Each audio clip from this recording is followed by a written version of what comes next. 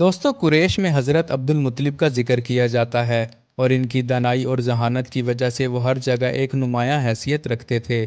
ان کی دولت اور خوش نصیبی انہیں ایک بلند مقام پر فائز کر چکی تھی اور ان سے بڑھ کر زمزم کے پانی کا پتہ بھی انہی کے ہاتھوں دریافت ہوا تھا اور وہ اس پر اللہ تعالیٰ کا شکر گزار تھے۔ لیکن ان کی روح میں ایک ایسا لمحہ تھا جس نے انہیں بے چین کر دیا تھا۔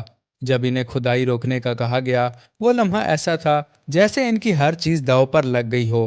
اللہ تعالیٰ کے فضل سے سب کچھ بخیر و عافیت مکمل ہو گیا تھا، لیکن اس لمحے سے پہلے انہوں نے کبھی اپنے آپ کو اتنا بے بس محسوس نہیں کیا تھا۔ یہ بے بس اس معنی میں تھی کہ ان کا صرف ایک بیٹا تھا، جبکہ ان کے مقابلے میں ان کے چچا عبد الشموس کے کئی بیٹے تھے۔ اس طرح اگر کوئی مکہ کا سردار ہوتا تو ان کے بیٹوں نے اپنے والد کے گرد ایک قلعہ بنا لیا ہوتا۔ ان کے پاس کئی بیویاں ہونے کے باوجود ان کی حمایت کرنے کے لیے صرف ایک اکیلا بیٹا تھا۔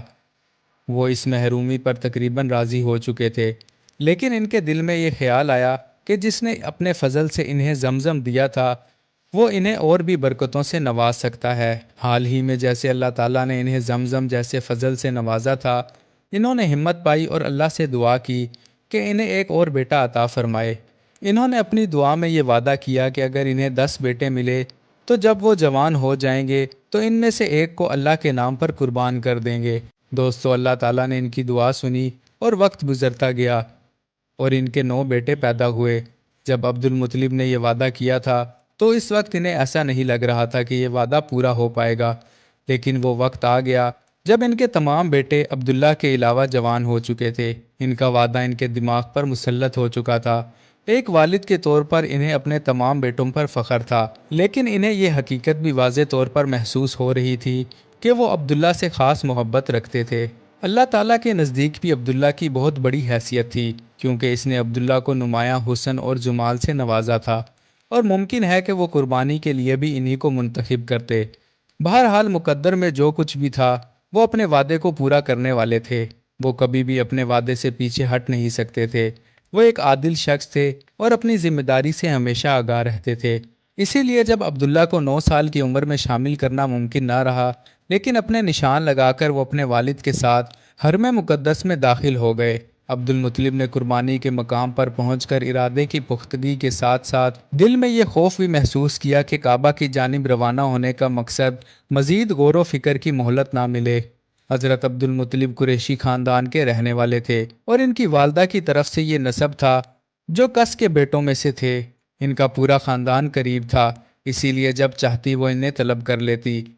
10 بیٹوں میں سے 3 بیٹے زبیر، ابو طالب اور عبداللہ ان کے بیٹے تھے۔ ان بیٹوں کے علاوہ 5 بیٹیاں بھی تھیں اور وہ اپنے تینوں بھائیوں پر جان چھڑکتی تھی۔ دوسری طرف جب تک قریبی اندازہ لگایا گیا، لوگوں کی بڑی تعداد حرم میں جمع ہو چکی تھی۔ جیسے ہی عبد المطلب اور عبداللہ وہاں پہنچے، ان کے چہروں پر موت کا رنگ دیکھ کر مخدومیوں میں ہلچل مچ گئی۔ کسی نے پوچھا، یہ خنجر کس لیے ہے؟ عبد المطلب کے جواب سے پہلے ہی یہ آوازیں کئی آوازوں میں بدل گئی اور سب عبد المطلب سے کہنے لگے، لیکن مخدوم کے سردار مغراں نے ان کی بات کو درمیان میں کاٹتے ہوئے کہا، تم اسے قربان کرنے کی بجائے اس کے بدلے قربانی پیش کرو۔ مغراں نے پیشکش کی کہ قربانی کا یہ فدیہ مخدوم برادری کے تمام تر بیٹوں کی ملکیت میں تبدیل کر دیا جائے گا اور ہم فدیہ ادا کر کے اسے چھڑا لیں گے۔ عبداللہ کے بھائی بھی اسی دوران حرم سے باہر آ چکے تھے اور دوسروں کی مدد پر انہوں نے اپنے والد سے بھائی کی جان بچانے کی درخواست کی۔ اس لمحے وہاں کوئی ایسی آواز نہیں تھی جو جان بچانے کے بدلے فدیہ دینے کی حمایت نہ کرتی۔ دوستو، عبد المطلب بیٹے کی جان بچانے کے لیے ایک بہترین متبادل کو قبول کرنے پر تیار ہونے کے باوجود اپنے ضمیر کے ہاتھوں مجبور تھے۔ اسی کشمکش میں یہ طے پایا کہ یشرف کی ایک عقل مند خاتون سے اس معاملے میں مشورہ کیا جائے اور پھر اس کے مطابق عمل کیا جائے۔ حضرت عبد المطلب، حضرت عبداللہ اور 1 یا 2 بیٹوں کو ساتھ لے کر اپنی جائے پیدائش کی طرف روانہ ہو گئے۔ وہاں جا کر پتہ چلا کہ وہ خاتون خیبر گئی ہوئی تھی، جو کہ ایک امیر یہودیوں کی بستی تھی اور یشرف سے تقریباً 100 میل دور واقع تھی۔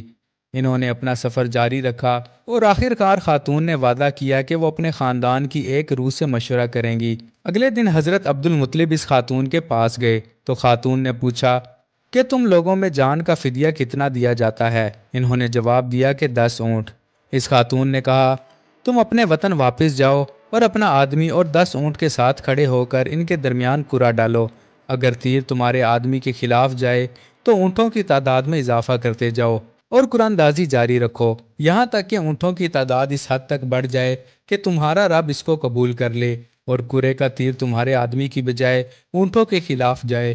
پھر ان تمام اونٹوں کو قربانی دے کر اس آدمی کو چھوڑ دو۔ عبد المطلب فوراً واپس آئے اور آتے ہی خانہ کعبہ کے اندر حبل کے پہلو میں کھڑے ہو کر اللہ کے حضور دعا کی کہ جو عمل کرنے جا رہے ہیں وہ قبول فرمائے۔ دوستو، قرآن اندازی شروع ہوئی تو تیر حضرت عبداللہ کے خلاف گیا۔ 10 اونٹوں کا اضافہ کیا گیا لیکن تیر پھر بھی حضرت عبداللہ کے خلاف گیا۔